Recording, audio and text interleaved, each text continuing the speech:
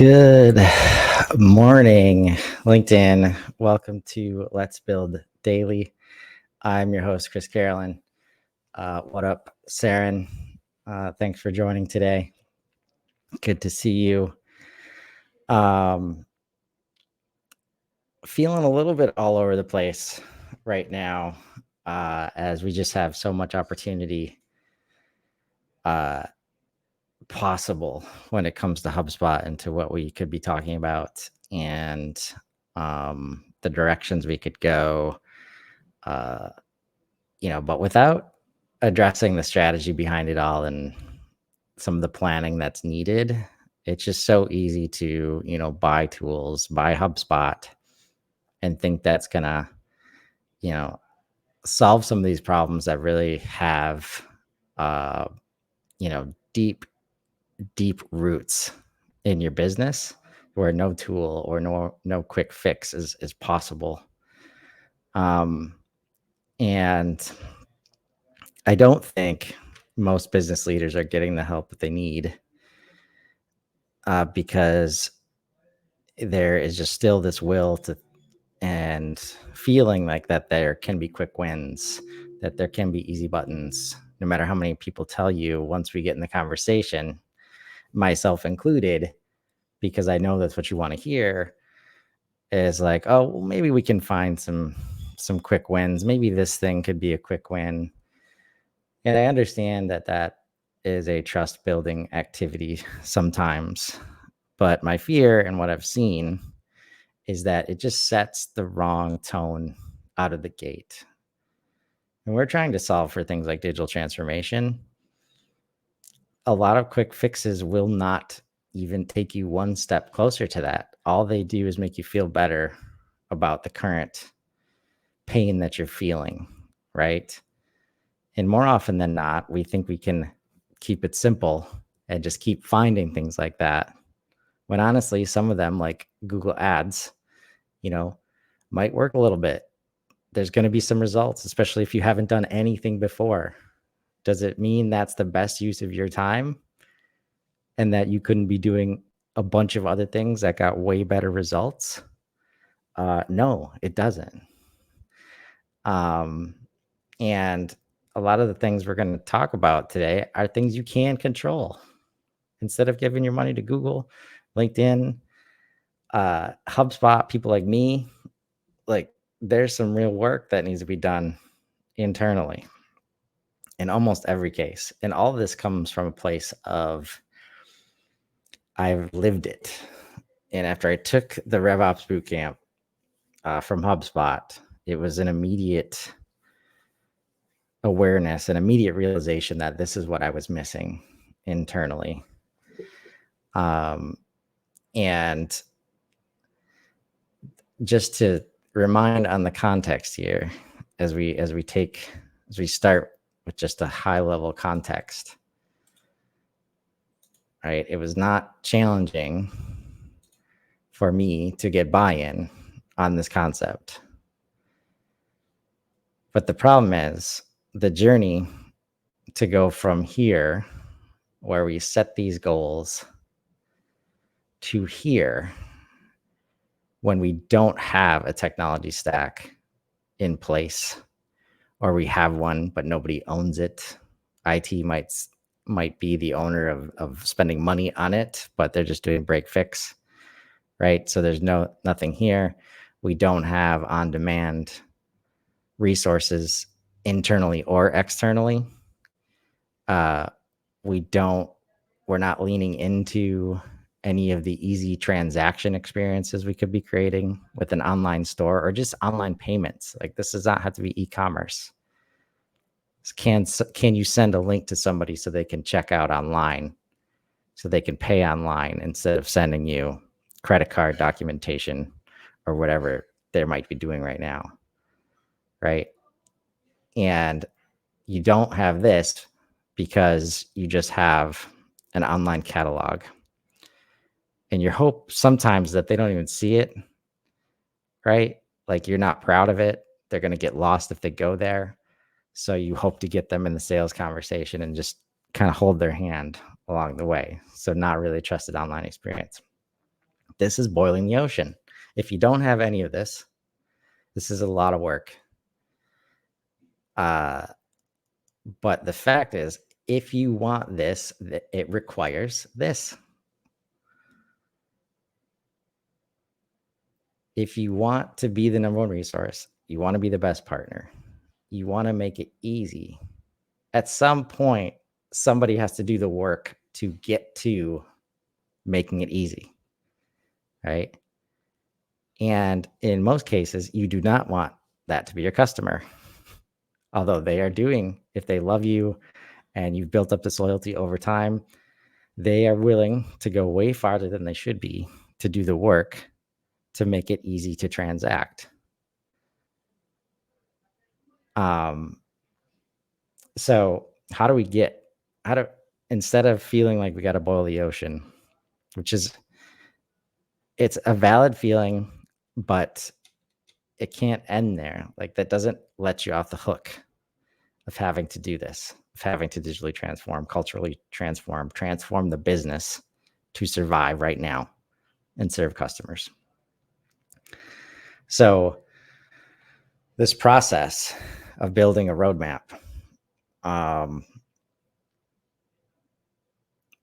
if you're bought in here and you're like, okay, I understand we got to do a lot of work, and maybe you think you can do this yourself.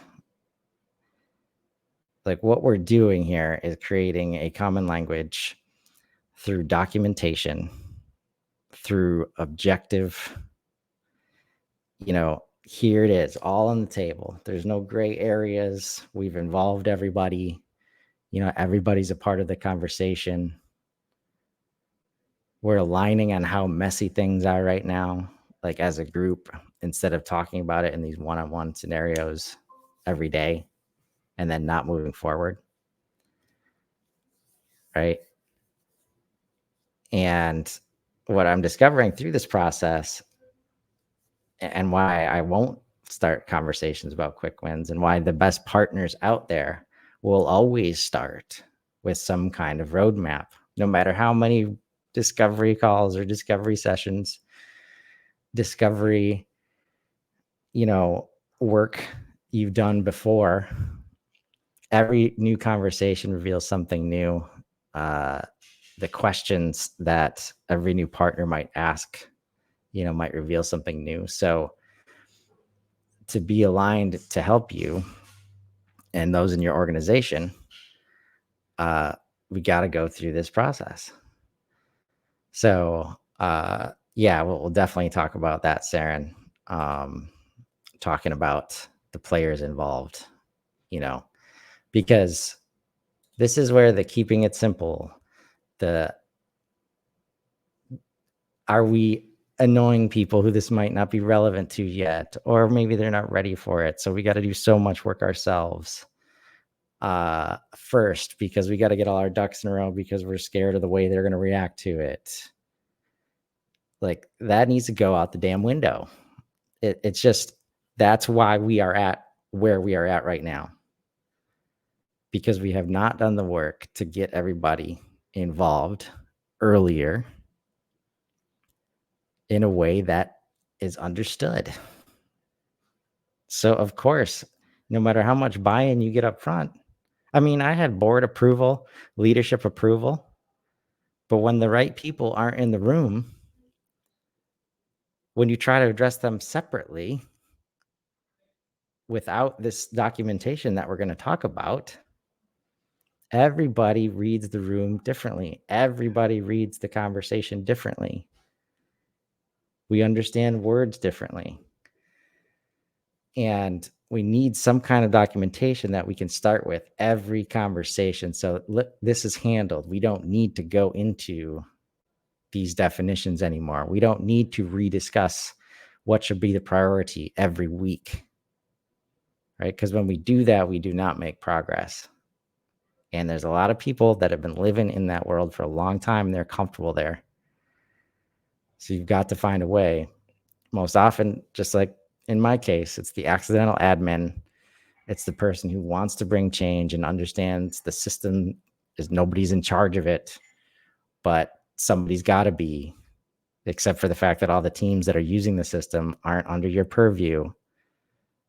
So how do you possibly move forward in that space? So the last piece of this is, if you're the accidental admin talking about this stuff, knowing this stuff, this is a process that puts you in a position to manage up, to give your leaders the resources they need to create the change that you cannot possibly create yourself, because you are not the leader of the organization.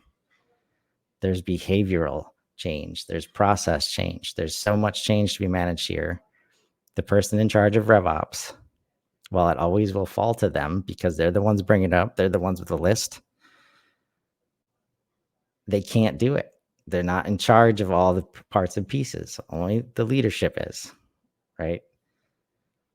So if you can think about this as a way to create common language versus a way to get the new tool up and running, right? Like HubSpot, it just completely changes the approach to what you can accomplish and how quickly you can accomplish it, right? So as an example, and there's a couple of things I'm going to show, and I'll just hit on, Saren's question real quick. Like, the hierarchy is at some point in this process, when we're talking about digital transformation, like, we're doing it to support this journey, right? Because these are all the expectations that we're trying to meet. This is an example of all the pages on the website, but this could be PDFs. It could be videos. It could be processes. So when we think about, okay, who in our organization is a part of this journey? It's not a trick question. Everybody.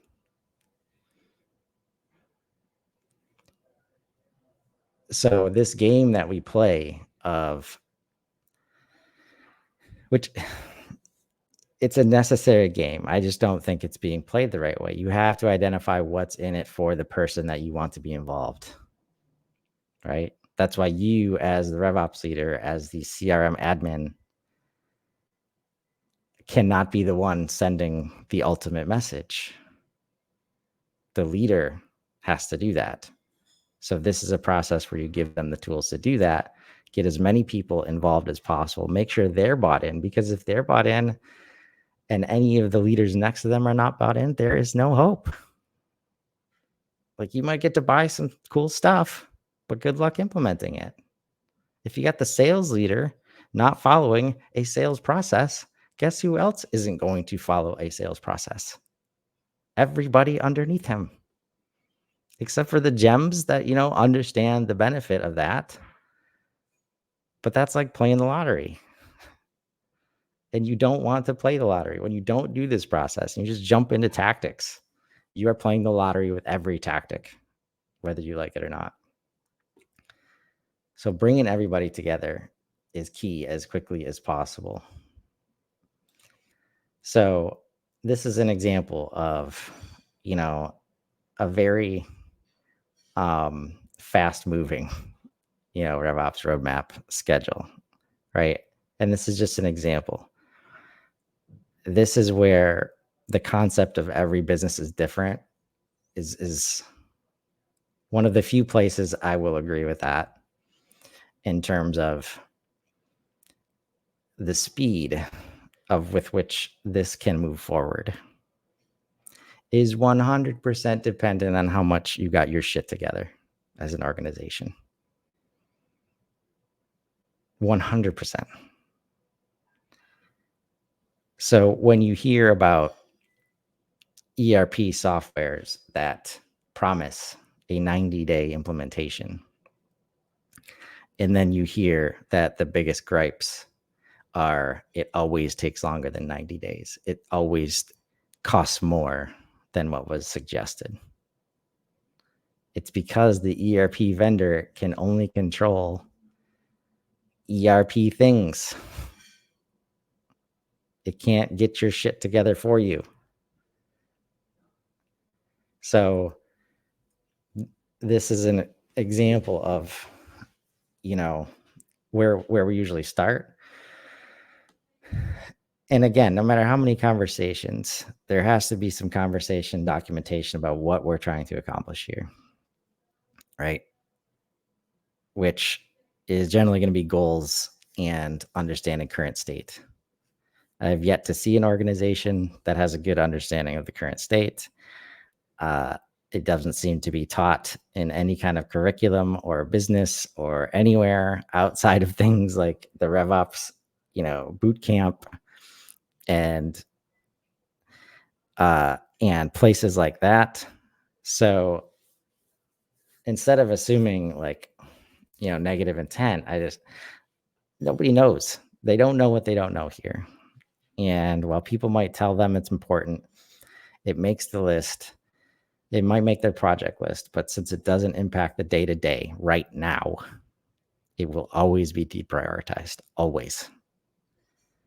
Which is one of the benefits of bringing a partner in to do it. Because I've seen countless times where you hire somebody to do a job and then they're immediately doing other jobs because that's what helps the day-to-day right now. And they're not allowed to prioritize.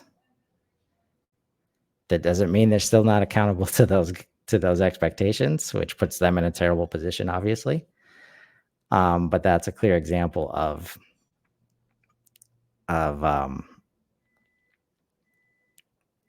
meaning well by trying to address the problem, but doing it in a way that's not set up for success. So we meet and align on goals first and begin drafting current state maps. I think this is where you can only get so far with one person if you're trying to fully understand current state. At some point, you need to socialize this stuff. So just keep that in mind as you move forward. And so we do some of that. We do some of that mapping. And again, I think this is where if SaaS, like there's a lot of people coming over from SaaS into industrial and manufacturing and places they're not familiar with, where this stuff might have all been wrapped up. Like I'm always surprised at how little people have done on it, but in most cases, you're not having to educate. Like in SaaS, you're not having to educate on specific language, or working so hard to create this common understanding. But one thing, if you're coming into industrial manufacturing, ask about an ISO 9001 quality manual or some kind of ISO documentation, because there will be maps there. There will be process maps there if they are accredited. They will barely touch the customer process, even though the whole point of an ISO program is to ensure customer satisfaction. It's very product and manufacturing and distribution focused. How are we serving the customer with all of our other processes, right? So these companies have done stuff like this before, right? You just have to start connecting these dots. And that can be a place if they're thinking that this is too complex, or our process is easier than that. Like, I don't know why we need all this stuff. Point to some of that non-customer process stuff, and you can start to get the connection real quick. So with that in place, a 90-minute workshop with RevOps and key leaders for future state feedback, comments, and brainstorming. As many people as you can get in the room. Like, simple as that. Now, this is, again, what you're trying to avoid here is that it's another management meeting where we just talk about problems and nothing gets done and no action is taken. Right? So what does this look like?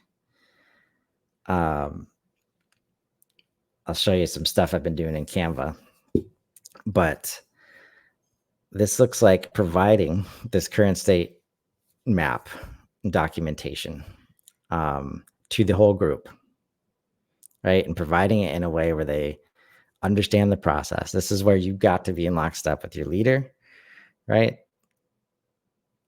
Because they need to be the ones setting the tone, like first one to come into the document and start commenting.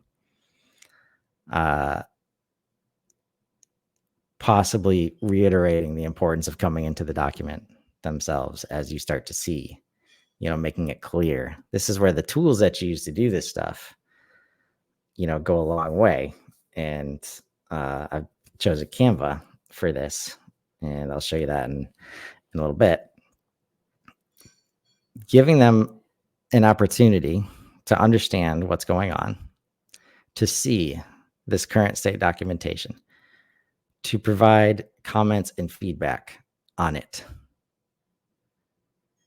Right. And this is where, like, no matter how complex the documentation can be, if somebody, when done well, if somebody can sit down and take time to understand it and digest it, they will guaranteed have feedback. All the feedback that they have in these one-to-one water cooler conversations about the customer quote that took way too damn long and we sent it out wrong, and we got to figure out ways to help our people start paying attention to details, right? Like, all those conversations have a place in this commenting spot. And that speaks to how complex the document needs to be. If the documentation does not highlight that step that always breaks, that always, we want it to be automated, but it's manual every time because we got to use a damn spreadsheet to support it.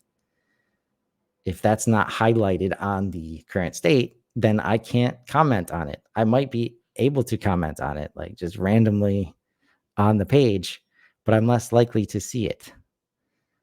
I'm less likely to remember it, right?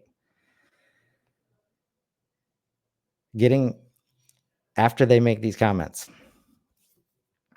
having this 90-minute conversation, like, and this is where it's challenging, based on how many people you got on the call, but it can be done, right? It just takes some time up front to say, this is how the call is going to go. This is the order that people are going to go in, because all we want to know is what's working verbally, right? And you don't even have to address the comments. Like, all of this is an exercise in making sure as many people as possible that are impacted by this are involved as early as possible and cannot say later, I didn't know. I wasn't involved. You didn't ask me. Because that will get you every damn time. Every time. So this conversation is what's working, what needs to be improved, and what are your top 3 priorities for your department. Moving through that, that's the part, right? Now, culturally, this is why the leadership involvement, again, is important. We have to have psychological safety in that meeting, because we're recording it.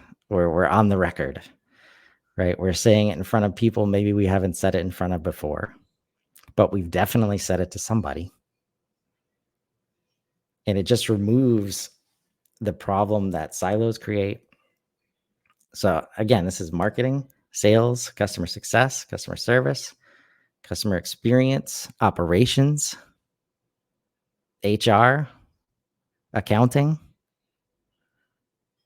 right? As many people as you can get, because it impacts every single one of them. Because what you're going to find, if these transformational concepts are new to you, the leader, you, and HR need to be in lockstep alignment, because the training and communication mechanisms And all the reasons that the dysfunction has grown because we're not in the office together and we can't just show up at the office door and talk about stuff, all that stuff that's not in place that used to be, I'm not saying it has to be now, but it's always been believed to be, like when it comes to internal communications and training, like an HR function, right? When we get to onboarding. And this highlights functionality, like functional gaps all over the organization, this process. How are we filling those gaps? Who are we hiring, right? So getting that involvement early. And this is where if you have a close team, if you have a good culture, it's not a problem to get people to show up to the call, right? So once you have them on the call, how are you creating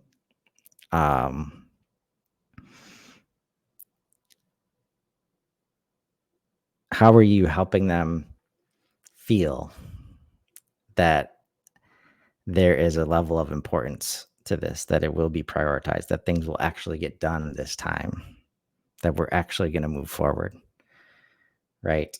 And just the mere fact of having everybody on the call helps with that immensely, right? You start to like not include certain people. It just adds an element of bullshit that you don't want to have to deal with, and you don't have to. So erring on the side of involving more people in an organized way is always my recommendation. So we always think we can take these baby steps, right? But then we just take baby steps. We never take the big steps because the big steps are hard and it requires a lot of effort, a lot of focus that we've never had to do before. In this domain, a lot of companies we've had to do stuff like that before. It comes to lean manufacturing, ISO certification and accreditation. These are ginormous tasks that they've had to do because it's the only thing that will allow them to provide a product to a certain segment of customers. So it was forced. If I want to do business, this is the cost of doing business. What is not understood now is all the problems of turnover, increased, customer calls and emails, new competitors eating your lunch, right? Even though you say you have a more quality product and trusted, loyal customer base, somehow you're losing market share, right? That's because the additional cost of doing business now is digital transformation and managing your customer experience. There's just no ISO programs or regulations telling you that. The only ones you have saying anything about the customer process is stuff like GDPR and data security and all this stuff. So you make all the wrong decisions for the wrong reasons. Like, oh, I don't want to have to worry about that. So we're just going to keep using spreadsheets, even though that's still, breaking the rules. Let's not get into that. So once we've got everybody in the room, we review some updated maps, turn that into a recommended project list and internal communication plan. And this internal communication plan, and sometimes there's some training that we'll recommend. Like that's the stuff I was missing when working with partners on the inside a lot. Like this stuff will not work if the team has to execute it doesn't know how to communicate, has no internal communication mechanisms, no internal communication strategy.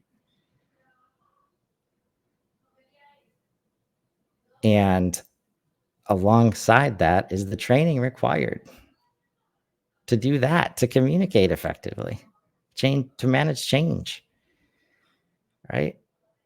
How many managers have climbed the ranks because they were good at their job, but they've never had any management training? How many leaders are in that position? And that's where it's you kind of switch to, you have to create a space here where all of the stuff you can control is laid out, documented, understood, aligned, Hey, you don't agree with this part? Why not? What does it look like for you? Why are we having a difference of opinion on this thing that's supposed to be objective? Input, output. We've got to align on that first because that drags every single conversation about the stuff we actually need to be doing down. It slows it down. So we have to create this space. And in that moment, as we're challenging each other, it's got to be okay to say, I don't know, but that's not how it's working. I don't know how it has to work. Maybe we should get some help. Maybe we should look into it. Like, why do we keep having turnover? Well, I'm managing everybody the same way. It's not working for these people. I don't know how to just to support these new people we're bringing in because I'm used to working people who just know the process. It's like, okay, let's get some management training. Are you the one that has to recruit and hire the people? Have you ever done that before? No. Okay, let's get you some training. Like, we have to set, this is the piece of the psychological safety that's hard to do, but paramount. If your people, especially your leaders, do not feel like they can ask for help because they're supposed to know what's going on, that is a bad place to be. So this common language, this documentation, creates the very objective conversations that are required to say, do you actually know what's going on? It's okay if you don't. But if you say you do, and then we continue having these issues, then we have other problems to address. So tell me right now, if this doesn't make sense to you and we're going to do it, let's get some help. It's okay for you to get help. You've never been asked to do this before. Let's get some training. Let's get some consulting. Let's get some coaching. I mean, leadership coaching, I'm starting to understand. There's a reason why it's so lucrative because it is the most impactful thing a growing business can invest in, and most of them do not. If I'm taking a business from 5 to 20 million, is $100,000 to make sure that happens through coaching and consulting, is it worth it? Right? Like, it's not, you, that's what was frustrating on the inside. We spend $100,000 on a new instrument because we own it and it's an asset and it's like just tangible value, right? But when we talk about this other thing that can have millions of dollars worth of impact, like, it's just such a slog. And I didn't have anything like this internally to kind of set the base, like, and bring everybody back to. All I had was the concept of this, right? So what do outcomes, look like of this road mapping process? And again, the 4 weeks was, just an example. It's likely going to take longer depending on how many people are involved, how quickly, the organization wants to move. But the key is just like understanding that it needs to get done. So we have these deliverables of a roadmap, internal communications plan, and a suggested RevOps project list. Suggested. Why isn't this just like, okay, this is the next year and it's solid, unchanging? Because the reality, like, is all of these things are brand new. And because of that, like, the cultural shift required to actually execute is an underlying feature here. And what happens without addressing it is you end up with this list of projects that, since the RevOps person brought it up, oh, they must be in charge. They must be in charge of getting that done. So let us know when it's done. We like the plan. Go ahead. Go ahead and let us know when digital transformation is complete. I'm just going to go back to going to my shows and going to events and selling stuff because that's what I'm supposed to do. No. You end up with a lot of stuff on this list that other people need to be accountable for. As a RevOps leader, you're the ones making sure we're following this plan, or we adjust the plan as needed, that we have prioritization, period, that we know how we're going to measure things. That doesn't mean you're the one doing all the work. If you're not in charge of the sales team, how can you be the one in charge of building a sales process from scratch without at least focused collaboration from the sales leader, from the sales team? So understanding that is huge. And that's where, as a partner, as a consultant, as a platform provider like HubSpot, they can't touch stuff like that. All we can do is help you get in a place where it's very clear why that's needed, right?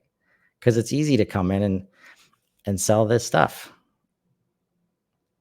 right? All this stuff is, you could go buy it today without any prep work. But if somebody suggests they can do these things for you without any of this work being done or confirming that it's even done, run away.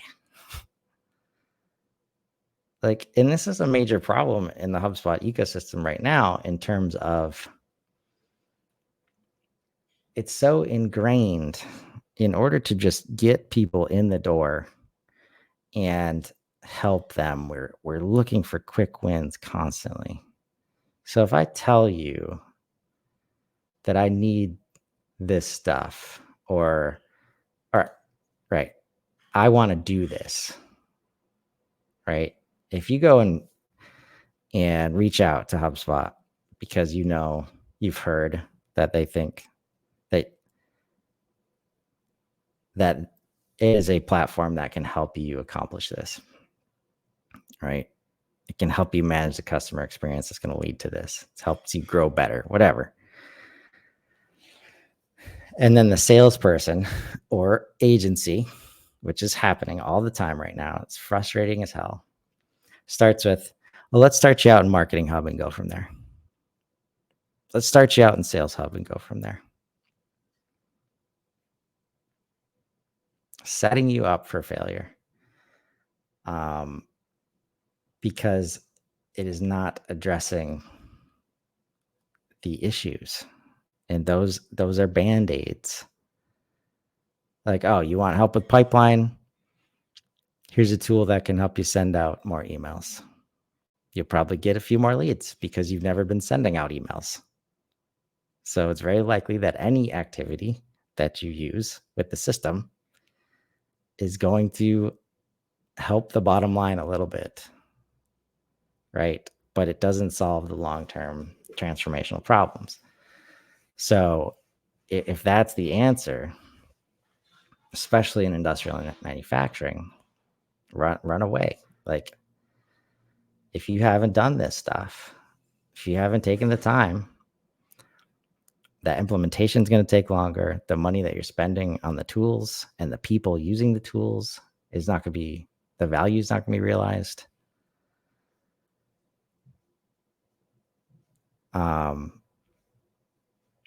Yeah, it's tough to watch right now. And this comes from the place of where I, unsuccessfully tried to do this internally, tried to do this thing. And I thought to myself, okay, why was I not able to do it with all the buy-in, all the budget, all the people, right? What was in the way? And what was in the way is like continued alignment, sustainable alignment and buy-in and understanding throughout every part of the process. Making sure everybody knew where the cheese was for the business and their own cheese at all times, where it was right now, where it was going. Without internal communications, strategies and plans, that's an impossibility. And you can imagine how frustrating it is when you're disallowed, or because of the dysfunction, you are unable to internally communicate effectively. Meanwhile, everything you're doing, you're receiving good feedback and bad feedback almost constantly, right? So when I hear things like, oh, this event was great and it taught me something as a salesperson that I've been wanting to understand for a long time, or you have somebody in purchasing that says, loving the new website. I didn't know we did some of that stuff, right? That's the kind of secondary unintentional communication that happens. And you know that if one person is telling you that, then how many other people are in that boat and they still don't know the website exists, because it's impossible to have a bunch of one-to-one conversations about it, right? And you can't send out an email to the whole team, and there's no internal place to log into and see what's going on, right? That's the kind of stuff that HubSpot, especially in its current state, like all these systems, modern systems, you can do basically whatever you want with them. And the worst thing you can do with them is spend a bunch of money and then recreate your paper processes and any of the processes and the dysfunction that comes along with that inside of the tool, right? So you can permission the hell out of HubSpot now. You can create all the silos you want between marketing, sales, and service inside the system. And that's not going to get you where you want to go, because that's at the heart of the problem here. You don't need to buy HubSpot to perpetuate that problem. But you're going to certainly do that if you want to take this journey and all you've got is your current ISO manual or your current, paper process to inspire you as to how you're supposed to be using this tool, how it's supposed to be implemented. So it's on my mind every day at this point.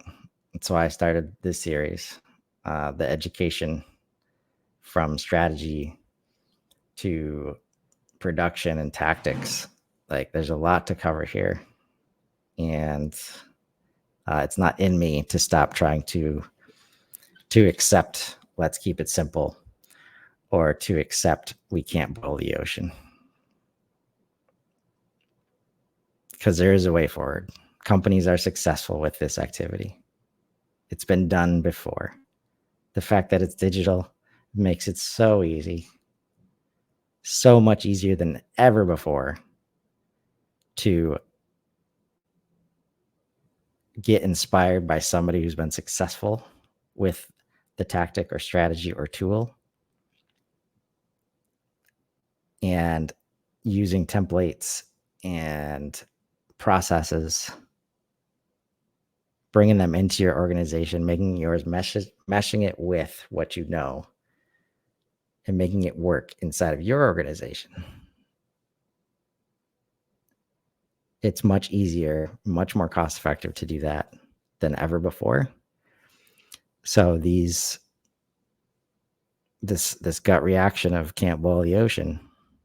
Well, if you don't have any of this stuff, there's a lot of shit to do.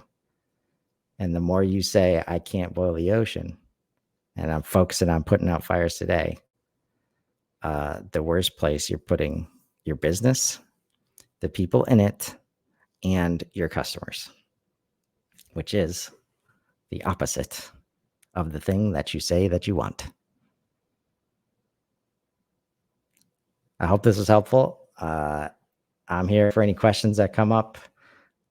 Please don't hesitate to reach out. If you want to come on and talk about this stuff, you need help handling this in your organization, and you don't mind talking about it, yeah, you probably don't want to talk about it in public, but I'm here to chat. If you want to come on and talk about any experiences you've had related to this, any successes that you've had with achieving this at your organization, let's get on the show and show people that it's possible, right? Um, so that we can help them find these opportunities, and let's grow, people. Have a great day.